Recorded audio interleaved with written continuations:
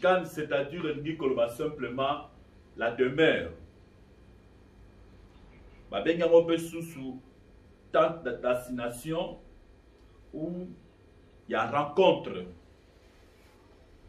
Et c'est là qui y a culture mobile. C'est-à-dire, tant que Israël va se déplacer, va se déplacer ensemble dans le tabernacle. Amen. Amen. Babengango pe lisusu sanctuaire, lieu de rencontre. Alors, Nzamba ebisaki bana Israël dans Exode chapitre 25. Alors, baki ete boko salela ngai sanctuaire et puis ngai na kofanda kati na bino. Amen. Donc, tolobi ete tabernacle e uti na terme moko hébreu babengango mishkan, c'est-à-dire la demeure. Ezalaki lieu de culte, ezalaki temple moko mobile, c'est-à-dire il y a déplacement. Pendant que bana Israël, bazalako sala pèlerinage na désert, lipata na nkembo ezalaki likolo na bango, ezalaki lokola guide, ezalaki soki lipata wana est déplacé,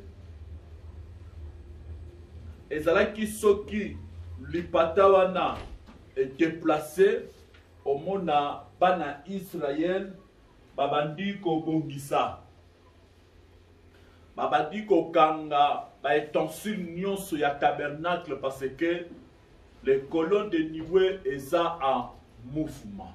Amen. Amen.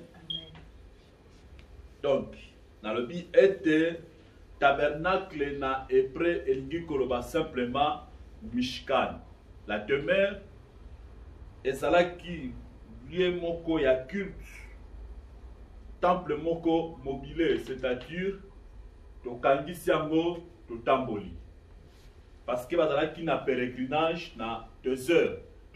Amen. Alors ezana ba messianique bazali ba juif messianique bazali ba juif o basi convertir na christianisme, basi convertir na christianisme. Alors bango baebaki ko recréer tabernacle mususu actuellement ezana Israël. Nazana ba photo na ngo dans l'accès biso. Baebaki ko recréer tabernacle modèle kaka oyo Moïse amonaki na vision, et puis oh Moïse asalaki na ba mesure nyonso respecté. Amen. Par exemple, na kolekisa quelques images. Otomona voilà. Où est la reconstitution du tabernacle dans le parc de Timina. Eza na Israël. Donc, superficie nango ezali à 60 km carré na Koloba. Eza na parc ya Timina. Voilà, tout ce monde a le tabernacle recréé. Donc, tabernacle Otosomona, et c'est là qui na désert. Oh Moïse a monaki, recréer un monde en Israël et puis les touristes qui visiter. Ce n'est pas l'original, mais ça dit où ils ont recréé les tabernacles. Amen. Tabernacle Otosomona, et ça vraiment nénété. Et ça vraiment nénété, vous avez à peu près le combat de mesure, il y a salle na biso. Et ça vraiment nénété, mais ça allait recevoir à peu près 13 millions de juifs dans des désert. Amen. Voilà, et ça recréé et puis respecter ma mesure, ma taille, ma biloko nyonso oyo Moshe akomaki na mukanda ya Exode. Voilà, tout ce qu'on a l'image. oyo eza na Timna na parc moko awa batouriste bakendaka mpona kovisite yango. Awa tozomona tozali na hôtel de Holocauste kuna tozali na Kiev. Voilà le tabernacle yango wana oyo eza par ville, eza bien recréé, vraiment extraordinaire. Na ina sala humour. Le même tabernacle yango eza na likolo. Soki ya likolo omona ote profite omona ta oyase. Amen. De soki ya likolo omona ngote profite omona ta oyo ya se. Parce que pour ça la mission ezali nini. Ezali que tout le monde a le même tabernacle au Moïse ezali à monaki. Eza na ciel. Amen. Alors ça quelques images après ton côté on peut ça verset biblique après ton tangi tu continues à penser là-dessus. Amen. Voilà. Alors tout le monde a battu que ça la pèlerinage. Voilà la image. Ah tout le monde a battu qui ne peut rendre en mot visite, qui ne peut visiter à moi. C'est extraordinaire. Et ça textuellement. Donc il ndenge moko na o Moïse asalaki. Batia ba biloko nyonso ba rideau tout. Batia ba colonne nyonso tout est respecté na kati. Voilà, tous ceux qu'on a commenté, les touristes qui ne rendre en visite. Pour cela que n'a qui ne rendre en visite. Amen. Pour cela vraiment n'a qui ne na Israël n'a rendre en visite. Alléluia. C'est très bien. Comme on a Babylone pour bouer, ils sont fortifiés quand même. Amen. Oh, exact que Mutuga a fait des salons, ils ont un juif messianique. Oh, bah, il Torah très bien. Bah, ça, il va étudier avec précision. Allez, va monter en haut. Ah, tout le monde a porte. Porte, il y a l'ISN. Comment que va continuer en 4. Oyo, ezali hôtel de Holocauste. Tout le monde est dans ma corne. Dans tous les 4 points, c'est là qu'il y a ma corne. Donc là, ma corne est à Nyama. Amen. Tout ce qui est. Voilà, image dans l'angoyo. Et puis, tabernacle, c'est là qu'il n'a pas pavimenté le col de sauté tapis. Tabernacle, il a posé le colonne à Béli. Amen. Na terre, car Bongo. Et ça qui posait des images au Zoloba. Donc, ça textuellement. Dengue batia qui va ma banga pembeni. Donc, kolongola te ko bakisati. Amen. Ouais, ça liquif. Est-ce que vous allez souple ma boko? Awa tout un rideau. Il y a lieu très simple. Ouais, ça lieu saint. Ah, tout le monde menorah, les chandeliers. On a hôtel de parfum. On a les tables de proposition, il y a mapa, on a rideau, on a rideau, les alliés très sain.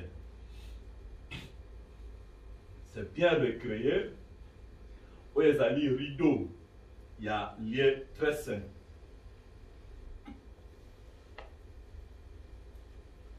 Hôtel de parfum.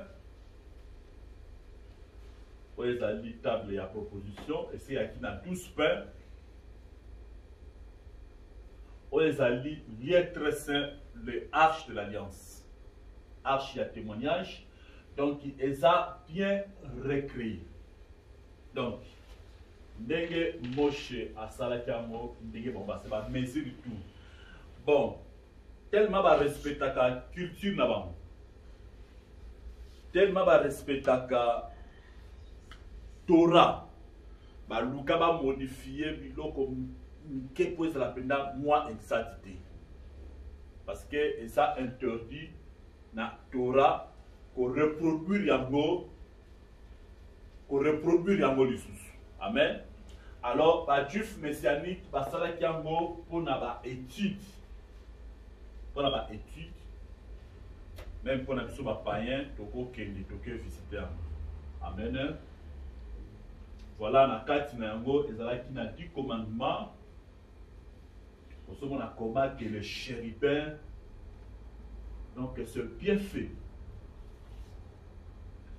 Oh, les amis, table horreur. Donc, ce que nous avons fait, elle a visité à 11h30, à 12h30, à 13h30, à 15h30. Amen. Et ça réel. Nous avons qui les rendre en visite quand nous sommes bientôt qui na sable. Amen. Là, nous avons c'est très important comment on a ma place à bouer et ça qu'on fortifie encore davantage. Voilà. Donc, quand tu as pensé à Nabiso Yalelo, tel Nabiso ezali vie au ciel, fait sur terre. Amen. Yango eza tel Nabiso vie au ciel, fait sur terre. Les tabernacles. Oyo mondi na likolo Salamopé, Nassé, les tabernacles. Amen. Rapidement, tu retardes dans le Mukanda, il y a Exode, chapitre 25, verset 8, 9. De comment Azui attendre l'émission, s'il vous plaît. De comment Azui en français attendre. Nous allons sentir que nous sommes tous zaba. Oh, baye, ils ont des bateaux zaba linga qui va baye pour la makambo. Amen. Parce que makambo sous la ligue donnée pour tout le monde. Dès que Amen. Voilà, de quoi Azui a retenu la biso. Dans la zone en français, évangéliste, tant que la biso en français, s'il vous plaît.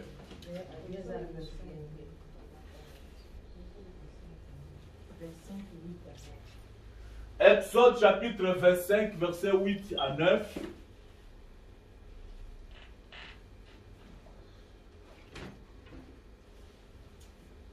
J'ai lu au nom de Jésus. Amen. Exode 25, chapitre 25, verset 8 à 9. 8. Ils me feront un sanctuaire. Ils me feront un sanctuaire. Et je demeurerai au milieu. Et j'habiterai au milieu d'eux. Verset 9. Verset 9. Vous exécuterez tout selon le modèle du tabernacle et selon le modèle de tous ces ustensiles que je t'ai montrés. Amen. Amen. Vous ferez le tabernacle et tous ses ustensiles d'après le modèle que je vais te montrer. Amen. Amen. Ils me feront un sanctuaire et j'habiterai au milieu d'eux. Avanzambe mutazemsa Moïse. Amen. Avanzambe mutazemsa Moïse. Lecture Nabiso Efandi na Exode 31, na verset 11, tina 1. Amen. C'est très important tout ça la lecture. Tout ça la lecture. Oh, azum balamoko atelemi atandi. Amen. Alors, tout ça la lecture moko, tout ma vision s'il vous plaît, c'est très important. Dans tout ça la lecture biblique, il faut tout honorer la parole de Dieu. Amen. Amen. Exode chapitre 31, verset 1 à 11. Exode chapitre 31, verset 1 à 11. L'Éternel parla à Moïse et dit, voici j'ai appelé par son nom. L'étéchal et fils de la tribu de Juda. Je l'ai rempli de l'esprit de Dieu, de sagesse, d'intelligence et de compétences pour toutes sortes d'ouvrages, pour concevoir des plans pour travailler l'or, argent et le bronze, pour graver les pierres à enchâsser, pour tailler les bois et pour exécuter toutes sortes d'ouvrage. Je lui ai donné pour aider Oliabé, fils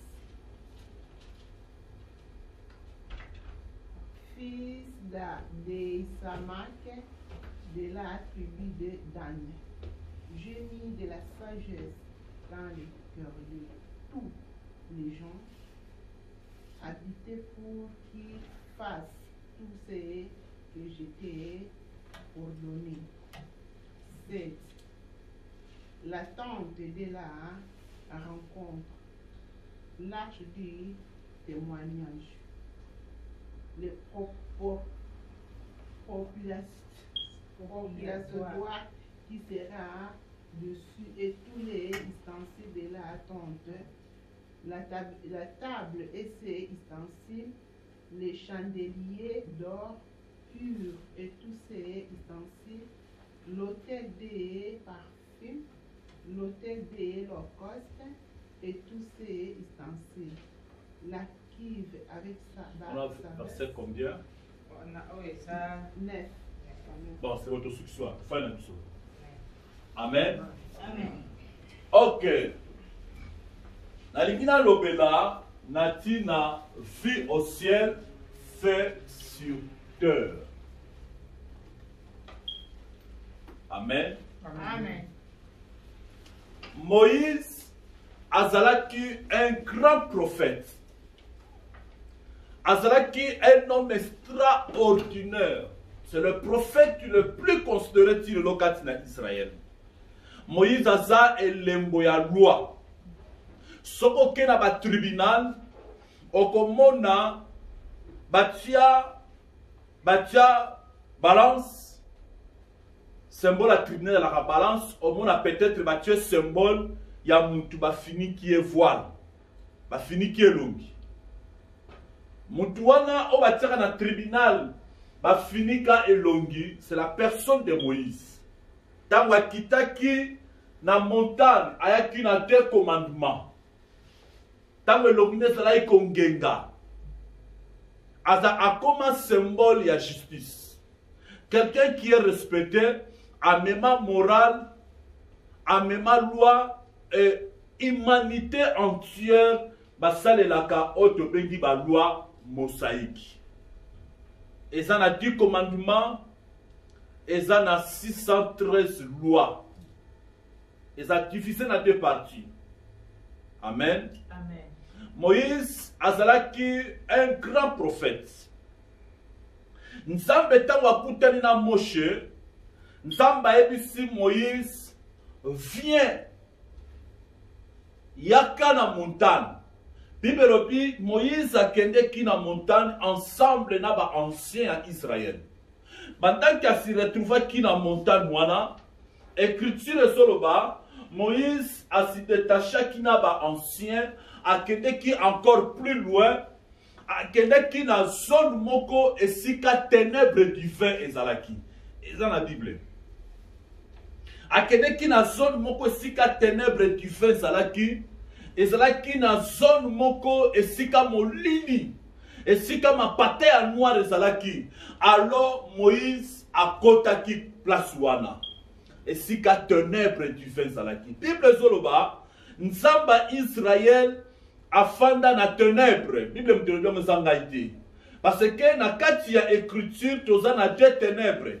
Toza na ténèbres intérieures, toza pe na ténèbres extérieures. Et ça la Bible, batanga la Bible va vérifier. Amen. Et ça la ténèbres intérieures, et ça la ténèbres extérieures. Alors Moïse a kotaki na ténèbres o eza du vin. Esika terreur ezali. Moïse a kota wana, etango akoti wana, Nzamba lobi na ye, nakolakisa yo sanctuaire. Oyo esengeli yo osala yango na mokili. Oyo yo moni na likolo osala yango pe na terre. Alléluia. Alors Moïse tango mati na dimension wana et na kati ya dimension wana eza dimension moko eza très élevée koleka ba dimension nyonso. C'est monde moko extraordinaire. Alléluia. Et ça monde moko esika et ça na ba plusieurs dimensions. Tala tangu Enoch azalaki transporté na dimension wana, Enoch alobi nini? Enoch alobi était amona 10 dimensions na ciel. Enoch alobi c'est la première ciel, et c'est la deuxième ciel, troisième, quatrième, c'est la 10e ciel. Et ça na mukanda ya Enoch. C'est vrai que baso mukanda ngo batiango à part. Alléluia. Mais na livre wana Enoch et ça na ba test mingi oyo Pierre asitaki na ba épître na ye et ba déclaration mingi oyo Christ asala na évangile et ça na mukanda ya Enoch. Alléluia. Amen. Enoch amata na ba dimension wana. Amona monde wana ya ba dimension. Batu mususu balobi tangu apôtre Paul azalaki transporté na esprit. Apôtre Paul alobi ete amona ki 3e ciel. Alléluia.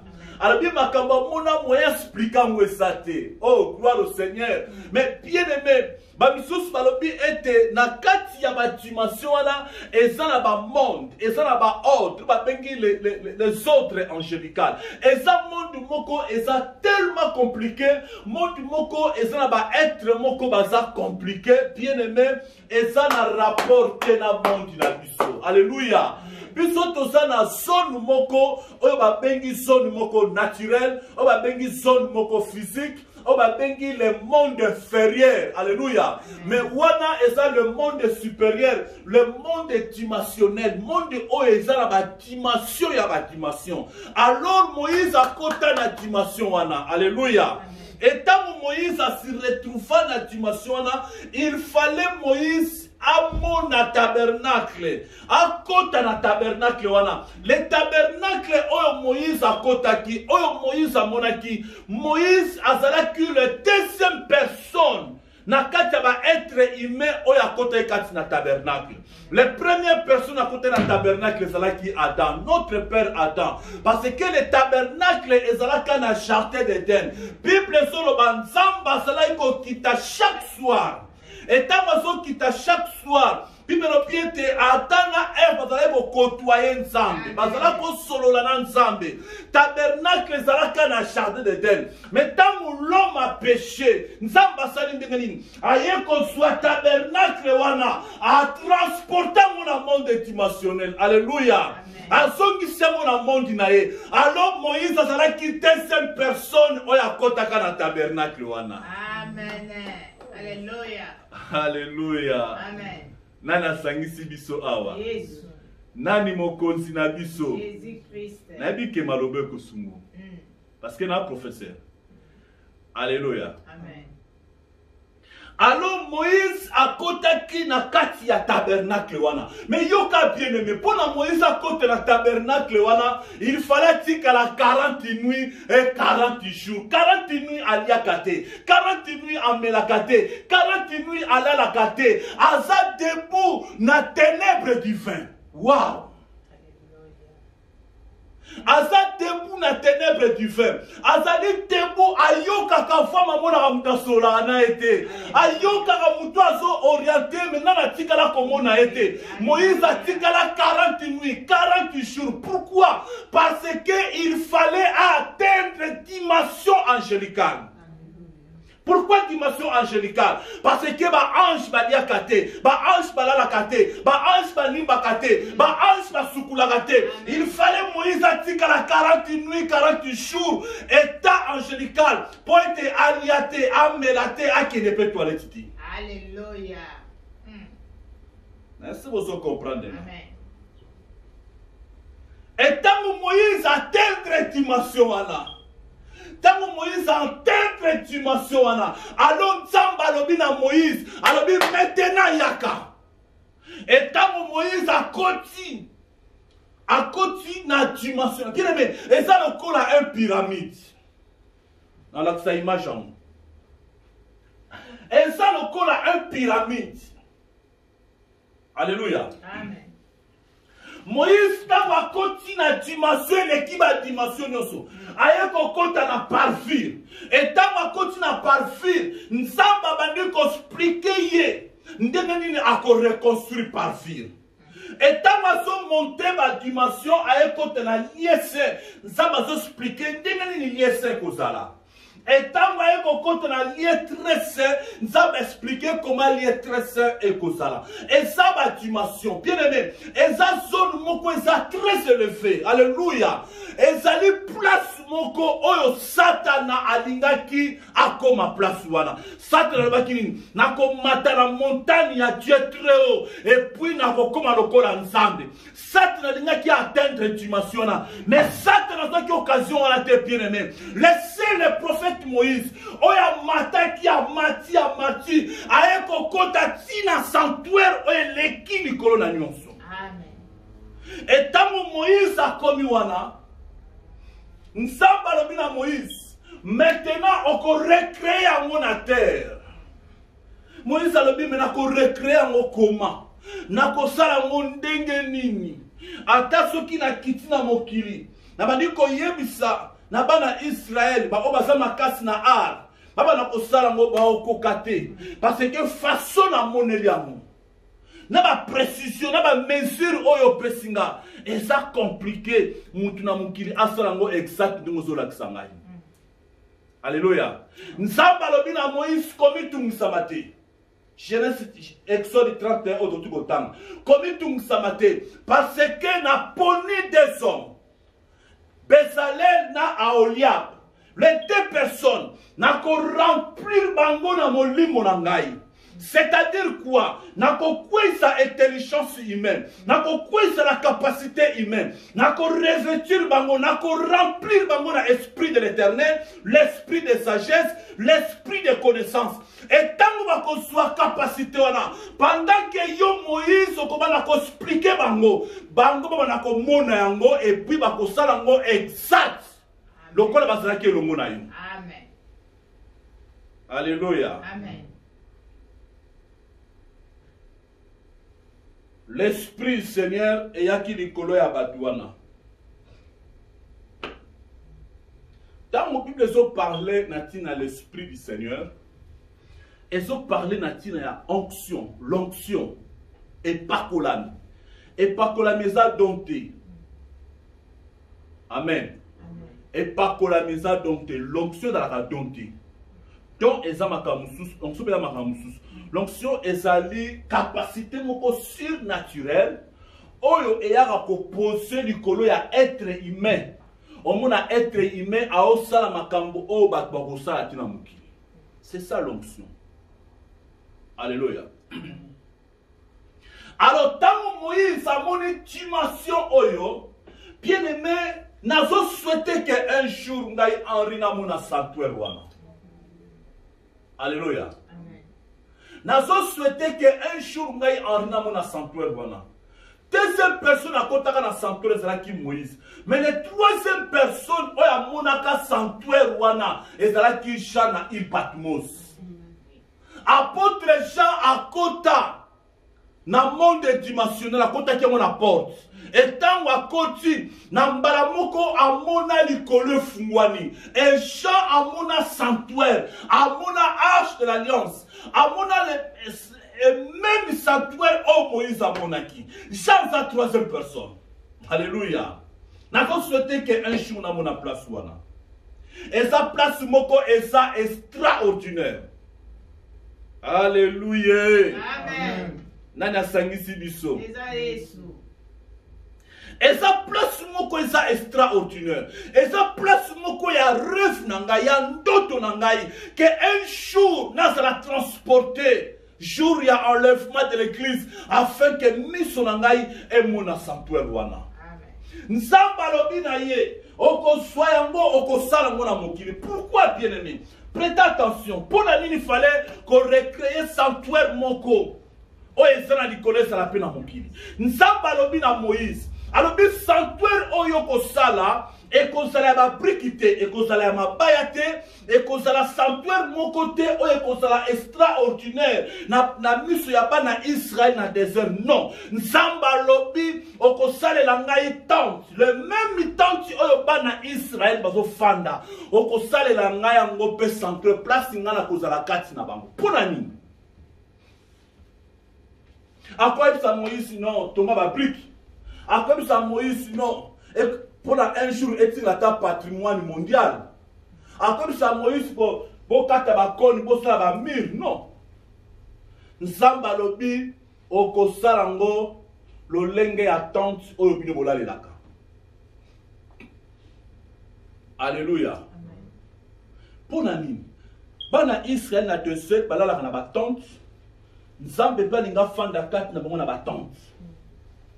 Pourquoi? Parce que nzambe na biso na tellement simple. Nzambe na biso atalaka oyo eza libanda te. Valeur ya tabernacle ezalaki libanda te. Libanda ezalaki attente na tente. Valeur nango ezalaki na intérieur. Nzambe atalaka plus l'intérieur que l'extérieur. Alléluia. Et puis Nzambe soki aye ko sala marche na mutu. Alukaka toujours à s'identifier na l'homme wana.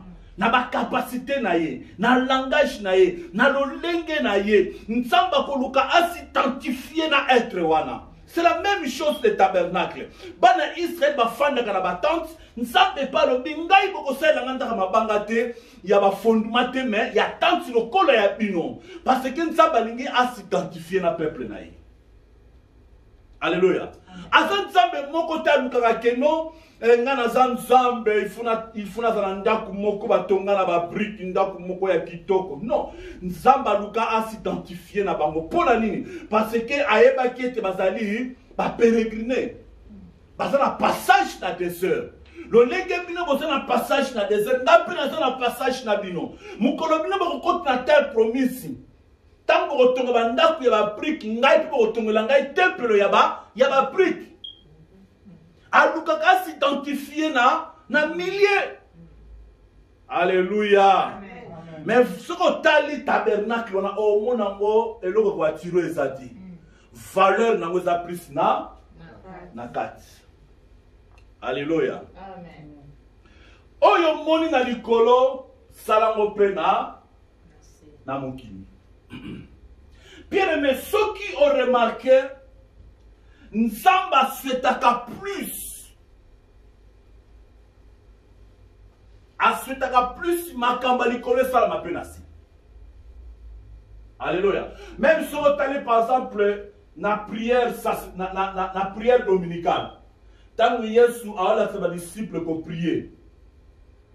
Na Matthieu 6 na verset 10. Adina bango nini? Quand on a cette prière, adina bango que ton règne vienne, que ta volonté soit faite sur la terre comme au ciel. C'est-à-dire, oh sala makana likolo et ça va pas pi nasi. Alléluia. Pour nini? Parce que le matériel est salut influencé dans le spirituel. Ce que l'homme naturel a allé influencer dans le matériel en dans la vie. À s'arrêter. Il faut le spirituel influencer d'abord l'intérieur et influencer le matériel. C'est pourquoi on commence à Nzamba bandaki toujours dans l'ikolo. Amen. Même ceux qui ont allé dans Colossiens chapitre 1 verset 16. Bible car en lui ont été créées toutes les choses qui sont dans les cieux et sur la terre, les visibles et les invisibles. Donc, il est qui créé pas une ailleurs, il a l'écolo. Après, assez. Vous comprenez? Hein? Donc, abandaka d'abord, na biloko est l'écolo. Amen. Même sur le tali dans Genèse chapitre 1 verset 1. Bible au commencement, Dieu créa les cieux et la terre. D'abord l'écolo, après Nassi. Amen. Mais ça va dans verset mon la Genèse. Ainsi qu'à Bible l'Éternel Dieu fit une terre et des cieux. Babinza Basali terre à place de l'écolo. Et ça dans Genèse chapitre 2 verset 5. Et comme au contraire, il y a une explication dans nous. Amen. Amen. Quand on crée à la terre, il y a une explication dans nous. Après, à créer le ciel. Amen. Amen. Voilà. Il faut d'abord biloko ya likolo après biloko ya se. Amen. Alors Moïse azalaki tellement transporté. Azalaki transporté na esprit. Alors Moïse a créé autobengi le tabernacle. Na expliquer biso ya molemo. Parce que le tabernacle c'est impossible d'expliquer dans le monde. Et dans la arche de l'alliance, et dans la bloc épelé où le soyaux 2 semaines. Amen. Et on parlait, ma cabo est très important où le sungabiso après te prier peut te kabouani. Amen. Voilà les tabernacles. En réalité, ce qui te suit image à tabernacle, vous savez la Bible soir. Ce qui te suit image à tabernacle, tu comprends que awa eza parfum, n'est-ce pas? Oyo eza parfum. Oyo ezali hôtel de l'Holocauste. Oyo ezali la kif de rein. À combien au tout? Oyo ezali le table. Oyo ezali menorah, le chandelier. Oyo ezali hôtel de parfum. Oyo ezali rideau. Oyo ezokabola yese na liêtre saint. Oyo ezali arche de l'alliance. Amen. Alors, ce total description à tabernacle, on a très bien. C'est très important. Ce total yango, tu as remarqué pour na kokota na parfum. Eza na porte moko. Pour na kokota na parfum yango. Numéro 1. Eza na porte moko. Porte yango. Porte oyo ezalaki à peu près na 10 mètres. Bamsou balobi 9 mètres, bamsou balobi 10 mètres. Alors, porte oyo kombo nango ezalaki chemin. Nanga bien église. Kombo nango ezalaki chemin. Ba juif ba pesaka kombo ya porte ya parvis bazala ko bengango chemin. Alors, ceux qui oye na tabernacle, deuxième porte ezalaki na 5 mètres et ce qui ezalaki na rideau. Porte bazala ko bengango vérité. Amen. Ba juif bazala ko bengango vérité. Alors ceux qui ont poussani, il y a la troisième porte. Porte bazala ko bengango ezalaki na 5 mètres, bazala ko bengango la vie. Donc porte ya parvis chemin, porte ya lieu saint vérité, porte ya lieu très saint la vie. Alors tant que Christ a ganga ki na mbongo makasi. Alors dit je suis le chemin, la vérité et la vie. Ba tu firo bazala ki wana ba comprendre so ngalo balingi. Alingalo bana bango wa ngana zali porte ya parvis, nazali porte ya lieu saint, nazali porte ya lieu très saint. Alléluia. Amen. Alingalo bana bango ke ngana zali porte. Il y a parfum, chemin, nazali porte. Il y a lieu saint, vérité, nazali porte, il y a lieu très saint, la vie. Je suis le chemin, la vérité et la vie. Donc Christ a son déclaration que ngana sa tabernacle, oyo batata na bino batombola ki na désert. Amen. Amen. Alors, là, on a très bien ma expliqué, c'est très important. Et que sungo makas. Ce qui te sont dans le tabernacle, on peut remarquer tabernacle et ça qui ce qu'on dit on banda ko expliquer au bandela. La notion là au bandela. Au bandela la parvis, n'est-ce pas? Au bas de la parfum, après au lieu na lieu saint, après que na lieu très saint, n'est-ce pas? Donc ozo wuta na libanda, ozo kota na kat na parfum, ozo kota na lieu saint, ozo kota na lieu très saint. C'est ça explication oza juste. Mais prêtez attention. Prêtez attention. On peut remarquer tant Nzambe abandaki ko créer mokili. Nzambe abandaki d'abord na biloko ezalaki extérieur. Natanga malamu. Na biloko ezalaki ya libanda. Pourquoi dans ce babongo a créé la lumière, soleil, la lune, les étoiles. Nzambe a créé banzete, a créé banyama, a yeko sukisa na être oyaza plus profond. Na même comprendre te hein. Na lobi hein, Nzamba bana ko créer biloko oyeza ya libanda. Osona na l'église. Biloko eza extérieur. Biloko ya libanda. Abandi ko créer la lumière, soleil, la lune, étoile. Azo créé, azo déclaré dans maï, bambis bazo bima, azo créé.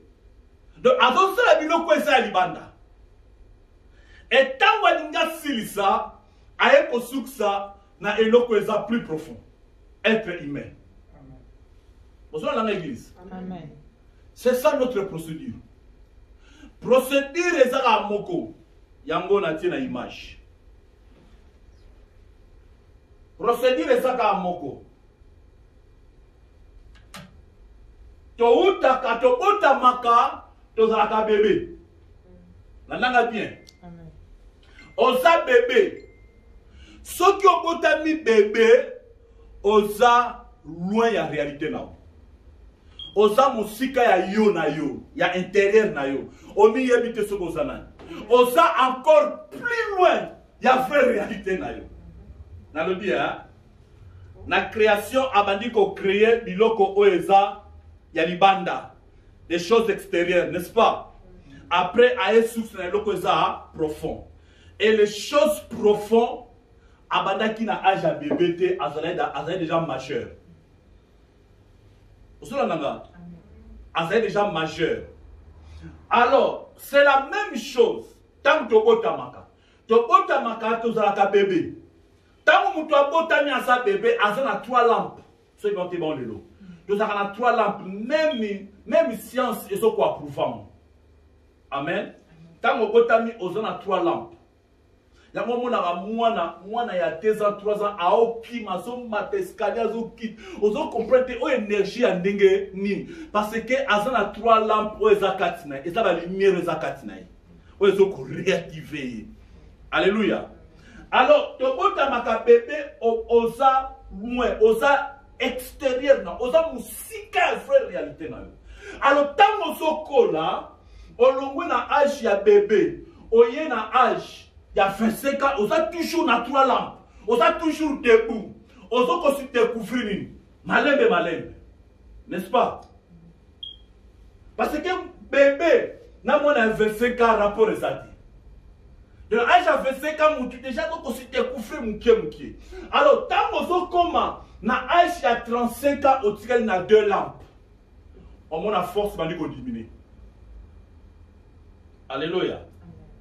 Alors, tant que comment na âge à 35 ans, au commis profond, au commis na vraie réalité na yo.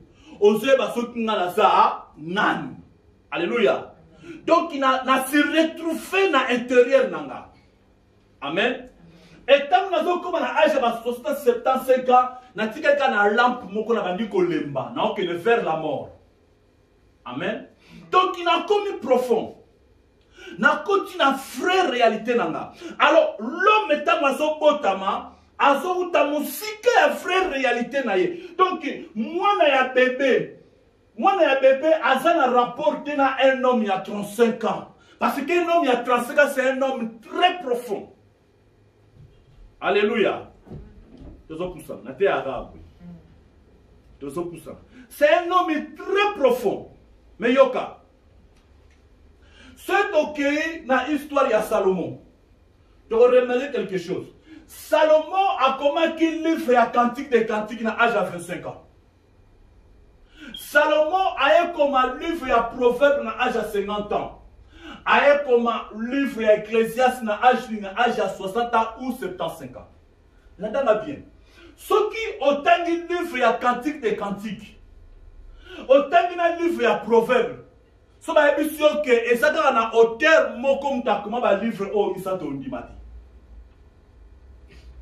Ondimati pour nani?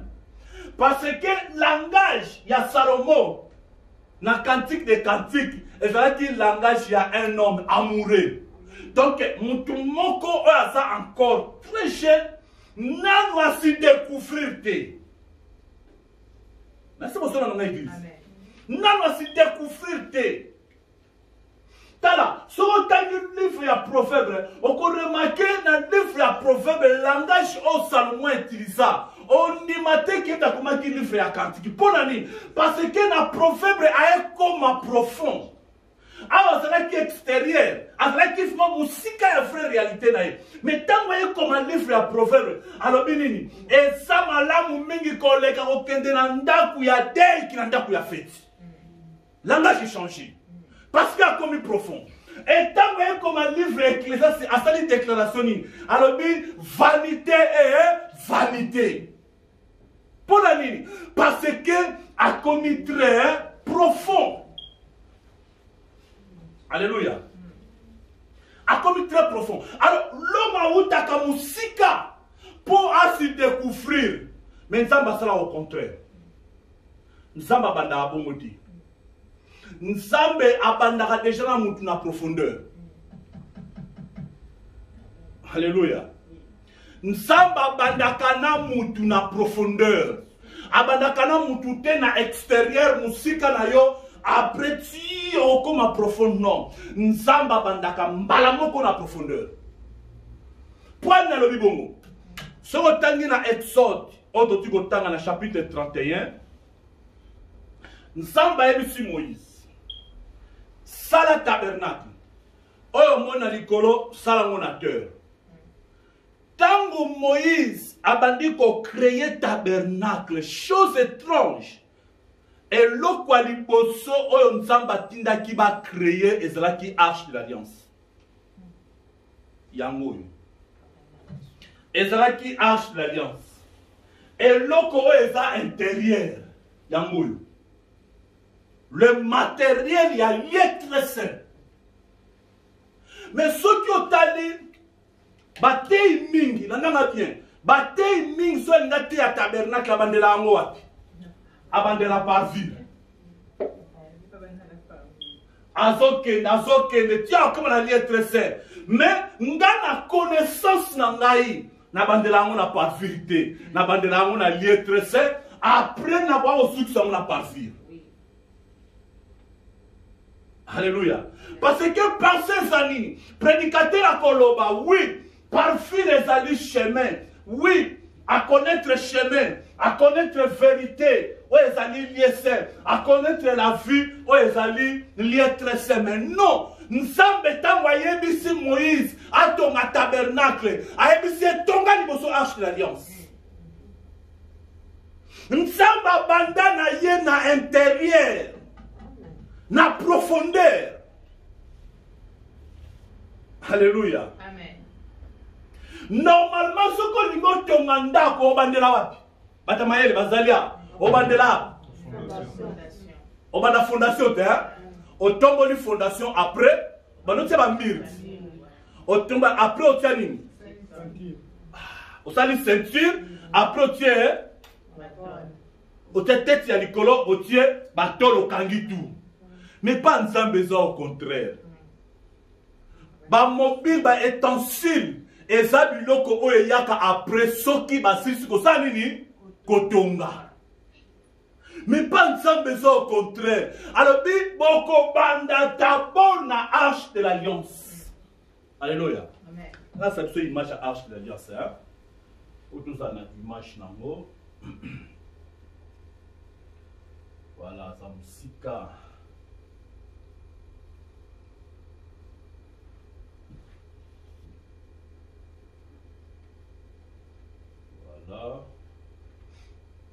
Voilà. Nzamba ebisi Moïse. Oko banda d'abord. Kosala oyo. Arche de l'alliance. la chose le plus profond, place yoko bandela. Wow! Elingi bani. Elingi koloba soki mutu a rencontré Christ, a rencontré la vie. Amen. Nasi vous comprendre nga? Amen. Mutu oyo akutani na Yesu akutani nini? Nabomui. Et tant vous rencontré la vie, bien-aimé, fille chrétienne, et bandaka mbala moko na profondeur na makambu nango ya makasi. Alléluia. Amen. Oh te loko nazana mwana mukie malembe nazokola pona komati na profondeur te. Nzamba bandaka na biso mbala moko na intérieur. Alléluia. Amen. Et tant baso bandana biso na intérieur. Bien aimé, mutua so bandana nkolo na intérieur, c'est quelqu'un oyo azana kati yaba oui non ezati. Bible lobi abandonné péché, oui. Bible lobi okoyiba te, oui. Alléluia. Talaga mutua mesana kiko vivre na vie moko ya ko tromper. Yango alesaka ndako alesaka bana yango akeila liboso. Sikoyo mbala mo bayebisi eke non. Eza makasi. Eza te ke likamba petit à petit après na kotika. Non. Immédiatement. Oya lingala ndangai akota la simate. Il faut que de liboso. Alléluia. Oya lingala sala marche nangai. Akosonga simata ki de kokunda bawe. Non, immédiatement il faut la nanga. C'est-à-dire ezali monte moko ya obligation.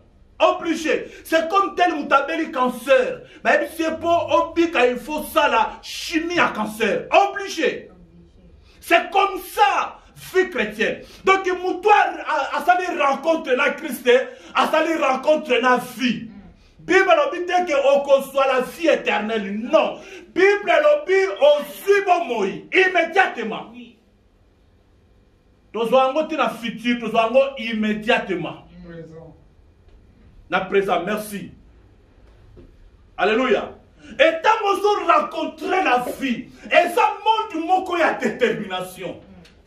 Et ça montre moko bien aimé, ça terrible. C'est pourquoi Christ a l'obaki. Ba oye ba kokota na royaume ya nzambe basa mingite. Comme dans la terre Jean-Baptiste, et donc senga ba pomba bato makasi, bato basa na détermination. Nzamba bandaka na biso na profondeur. Et si kama kamweza makasi. Et si kama kamweza compliqué. Place oyo bakota rango une fois na année. Et ça dit son moko et si ka terreur du fin zalaki. Alléluia. Amen. Rabbe moko alobi et cela qui sont souverain sacrificateur à continuation oya kangi rideau. Au mona soki nzamba kiti abadi ko opérer. Rabbe na lobi au mona rideau et badi ko respirer. Lokola poumon.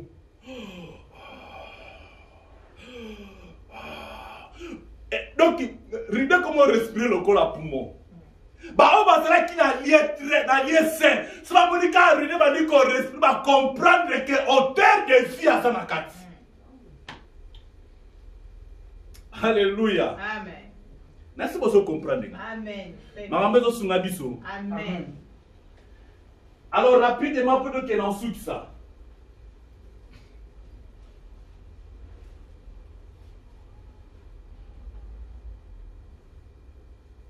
Rapidement pour que l'on soude ça.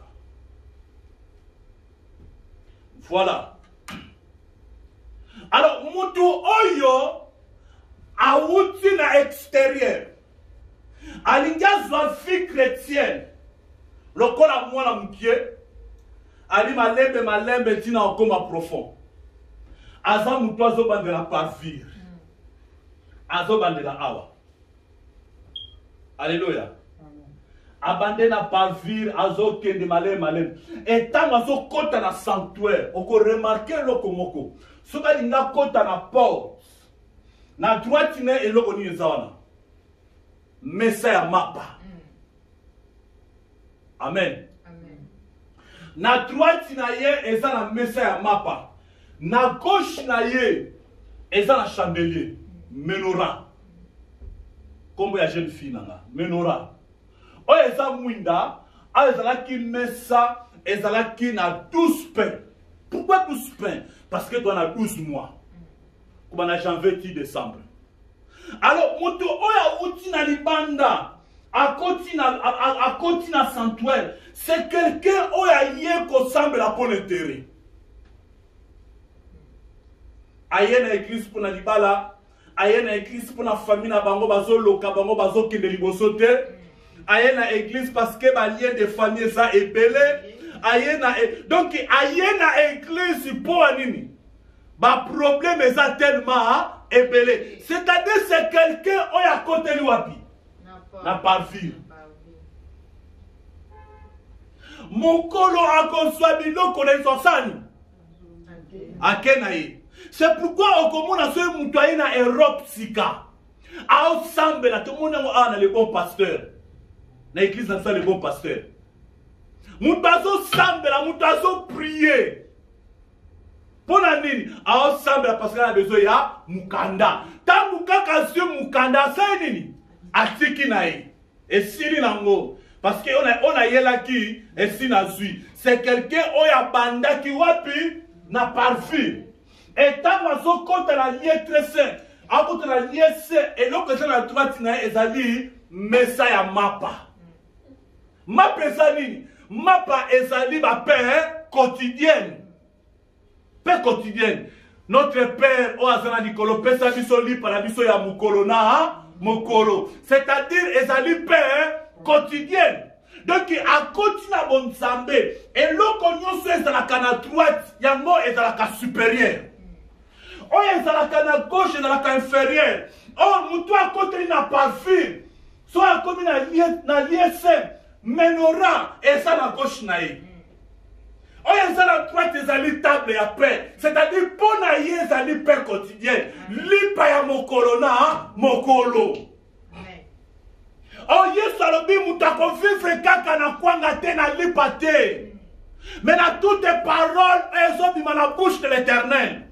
C'est comme mutouana oya bando à côté na parfum. Oya côté na parfum. À côté de ayeti na liesse. Pour naïe, eza messa. Il y a même des privilèges à vie naïe. Pour ça la droite naïe. Pour naïe nyo se zali kaka messa. Bata bongo, bien aimé. Attaque Dieu diacre, a créé nos soucis. Masona zoloba. Amen. Attaque Dieu ancien, a créé nos soucis. Pour la nini, parce que à kota kana bonzamba yela ka eloko moko, a yela ka la vie éternelle di. Na famille na biso to kufa biso na âge ya 50 tika na kima na église pona kufate oyala ba ke tika na kima na église pona sala rencontre na Christ te yala na kima na église pona kufate. Combien de musiciens o ba yimba nzemba mokili baza apilelo akota ki na bonzambe po liwa. Alléluia. À côté qui la bonne zambe pour qui maki liwa. Or remarquez que moutoua zo côté la awa. Na droite na eza la mesa na gauche na eza la mwinda. C'est-à-dire mwinda est un symbole de spiritualité. Vous savez dans l'église. Mwinda est symbole de spiritualité. Lampe. C'est-à-dire pour naïe spiritualité ça na gauche. Et ça privilégié. Prêtez attention à.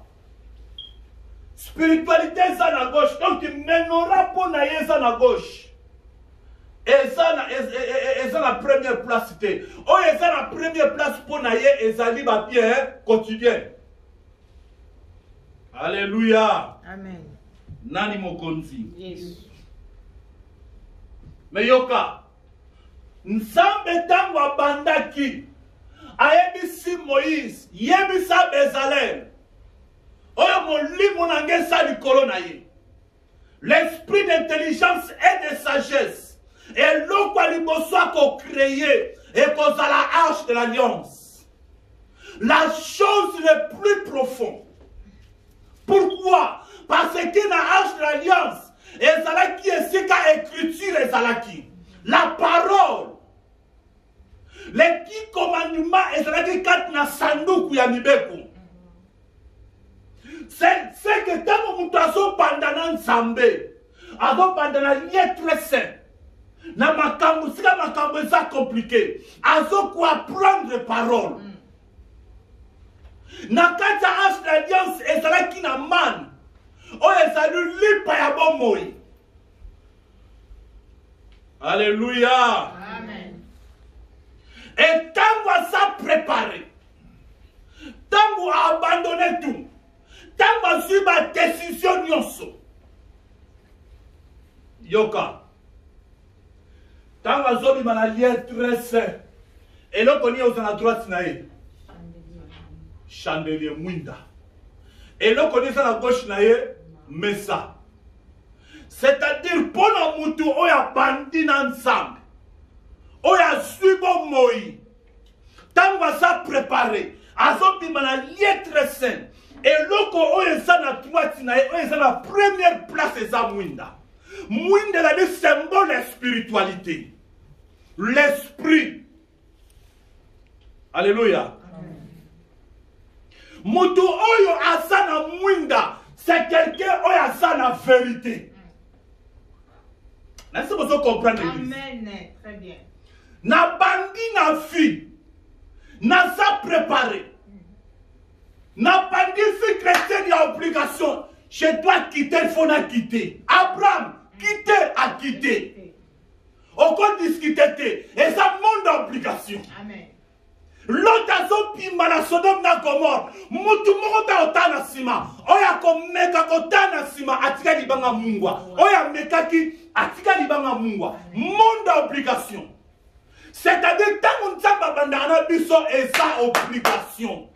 Tu dois et tu dois. Ah ouais, et ça place à profondeur. On s'est préparé, on s'est taillé, on soit écriture les 10 commandements. Bien aimé, et c'est là qu'il y a un bateau, il y a Aaron, il y a Bimisa qui va fleur, symbole, il y a un fruit de l'esprit, on suit un fruit de l'esprit, et c'est là qu'il y a un man, il y a Arche d'Alliance, il y a qu'on représente parole de vie, c'est-à-dire, on suit parole de vie Katinayo. On s'est préparé, tant qu'on a so pima, et là, que ça la droite, et ça Mwinda. La vérité. Alléluia. Amen. Et ça, la vérité. Donc, il y a les bossons et ça, la hauteur de parfum. Intercession. Alléluia. Le temps où nous avons intercédé, nous avons adoré, bien aimé, adoration et transformation la présence d'Anzambe, le col à hauteur de parfum. Le temps où nous avons adoré, c'est malobanaga et ce comme le col à parfum. Nzamba so yo kango na matoite, maso recevoir ango comme hauteur na solo na ye. Amen. C'est ça l'adoration. Alors, et l'autre palimoso, et ça adoration. Et deuxième chose, et ça mwinda ouais ça la droite nangai. Mwinda, la vérité. Mwinda ouais ça la qui.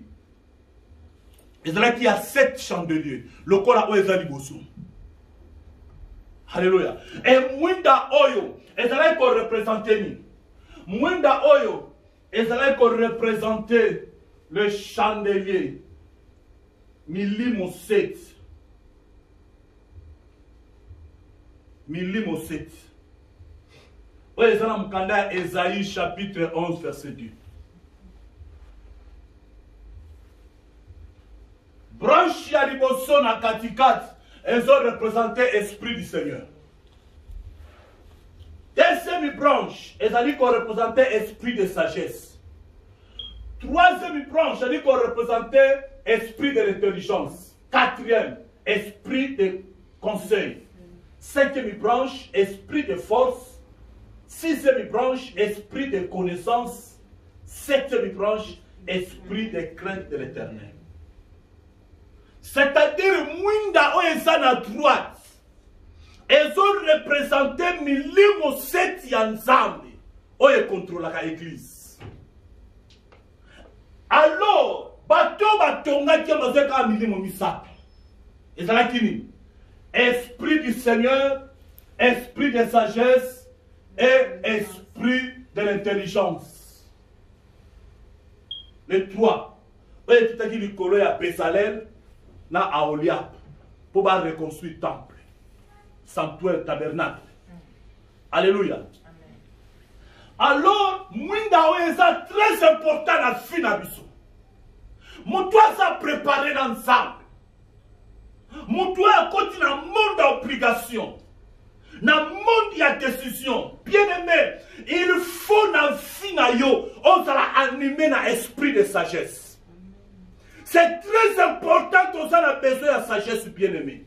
Mon toit ça dans la sagesse, ça veut dire mon toit le barapé m'a pas battu. C'est quelqu'un qui a lobby après cette solution. Alléluia. Donc ça n'a besoin à battre bien aimé. On va salir dans l'esprit de conseil. Ça va bon conseiller. Dans la famille, dans la société, dans l'église. Alléluia. Et mon toit ça bien préparé. On va n'a lettre saint. Mais ça, ils sont à gauche. Ils sont à la deuxième position. Ils sont à la première place dans la vie. Combien de personnes, les biens matériels, ils sont à la première place dans la vie? Il faut qu'ils soient à la gauche. Ils sont à la bête qu'on soit à la mais ils sont à la gauche. Na fila ba voiture qui toko, ils sont à la gauche. Donc, nous sommes contribuer pour la chair nangai. Et ça la deuxième position. Et ça la première position. Et l'autre, c'est la première position. Et ça, Mwinda. Alléluia. Et ce qui Mwinda est dominé finalement la vérité. Bien aimé, n'a qu'à triompher mon kilo. Parce que le monde physique est allé manipuler dans le monde et monde en akati. Et pose à la forme. Il faut s'attacher à la spiritualité. C'est pourquoi la Bible dit Moïse n'a âge il y a 120 ans. Missionaire qui le colle à moi il y a 20 ans. Azalaka la makasi ya moi il y a 20 ans. Akufa jeune malgré Azalaki na 120 ans. Pourquoi? Parce que a téméra qui na lumière et à présence ensemble. Alléluia. Amen. A téméra qui na lumière et à présence ensemble. C'est pourquoi il faut Mwinda être dans la première position. C'est très important.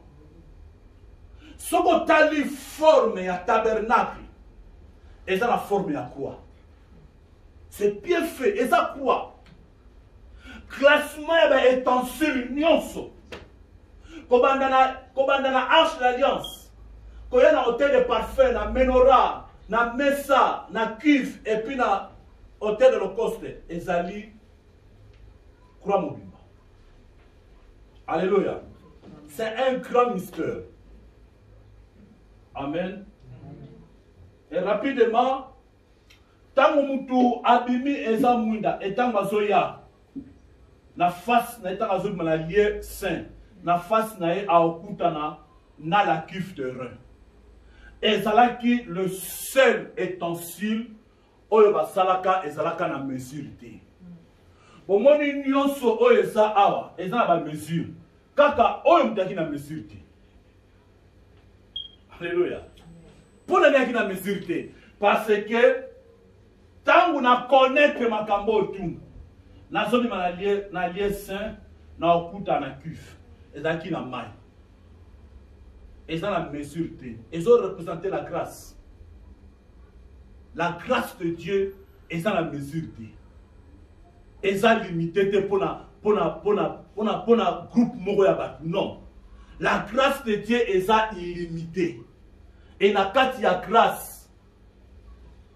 Dans une moyen de purification. Alléluia. Amen. Dans une moyen de purification. Et ça limité. Amen. Amen. Alors, ceux qui ont dit ah on a cuve, on a dit qu'on représentait la grâce, et si quand vous allez purifier et sanctifier par le sang de l'agneau, par le sang de Jésus, et là, qu'on représentait Kiv. Donc, illimité. Après, Yasuka, Ezali, hôtel d'Holocauste. Awa, Ezali, place, au sacrifier pour Motunayo. Être humain, il faisait la sacrifier à. Alléluia. Amen. Ce qui otali histoire ya Abraham. Otali histoire Abraham. On remarque ni. Abraham a eu basi combien? Écoute, ata ni ça tout 4, même plus. Comment on a soubi le comment on a modi. Jacob a eu combien? Mi balé na de kokibi. Amen. Ce que tu kita, David a eu combien? Plus de 9. Alain a passé belé à Moana à Silaka Makasi avant. A comment m'bangé avant, à mon bangé à l'âge de 70 ans. Mais à côté qui n'a âge qui m'bangé. Âge qui m'bangé pendant 75 ans. Mais il y a comment m'bangé à l'âge de 70 ans chauffeur à souti. Abunda trop alala na balabala mingi libanda famille na ye azalaka un bon leader na armée na ye mais na famille na ye azalaka ti azalaka absent un faux leader yo qui leader ka na église mais na famille na yo zati c'est ça David yanga comment mbangi avant oh nous n'avons so s'occuper mingi na maman musala kayu na kayu famille qui par oh nous n'avons alléluia. So tali bangonyo so remaki bazaki na basi mi balé mais ça na mutu mo azalaka na mwasi monani na sotaki na tona ki nani Isaac azalaka na mwasi moko e pona ni po ba sacrifier ka e awa on comprend Abraham azwaka Isaac akena ko sacrifier puis na hôtel. Tango ba sacrifier vie na ye. Sacrifice à Isaac qui a tiré le. Oui bien. Sacrifice à Isaac qui a tiré le lot. Ils allaient place ici lié place temple Salaki. Et le bâti le lot. Sacrifice à Isaac. Et ganga en Israël. Le col Abraham a sacrifié qui est. Ce qu'on t'a dit finalement Azalaka na 2 femmes et puis Azalaka na film différent que les patriarches. Alléluia. Il apôtre Paul Azobani. Tomi pesa mbeka. Mbeka mungo ezanini vivant. C'est-à-dire on sacrifié pour motunayo. Christ a le dit hein. Oya lingi alandanga. Il faut ça ni. Ami boya. Tala. Et ça un problème moko sérieux hein. Na télémilité ba ministère de la délivrance. Parce qu'il n'a mon makasi na makambwana. Mais il y a un problème sérieux. Très sérieux, maman Soloba. Le ministère de la délivrance, c'est comme Kindoki.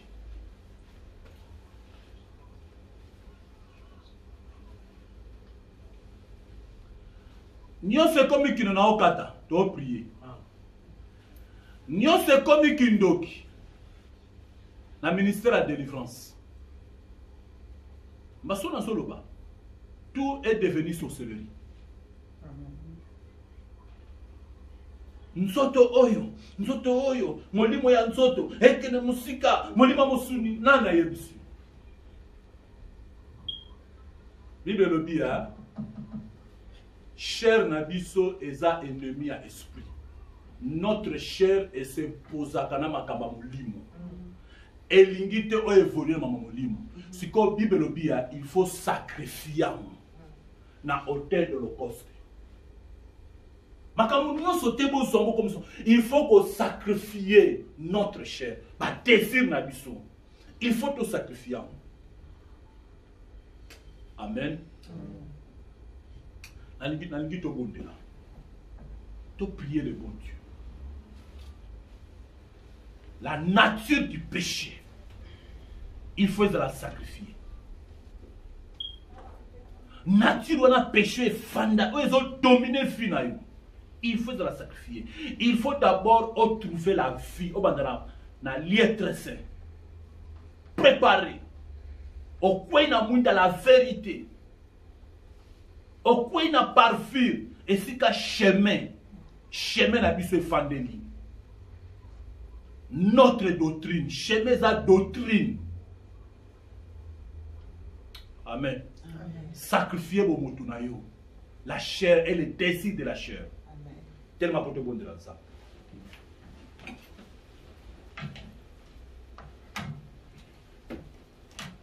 Nalingito prier place pour ça. Bon de l'ensemble sikoza, bon de la pona vie na yo. Bon de la pona bomo na yo. Nalingo intercéder. Priez le bon Dieu. Kolande la maloba oyo. Oza place ni. Si chrétiens nous ont marché comment? Est-ce que le privilège y a vu dans les attaques?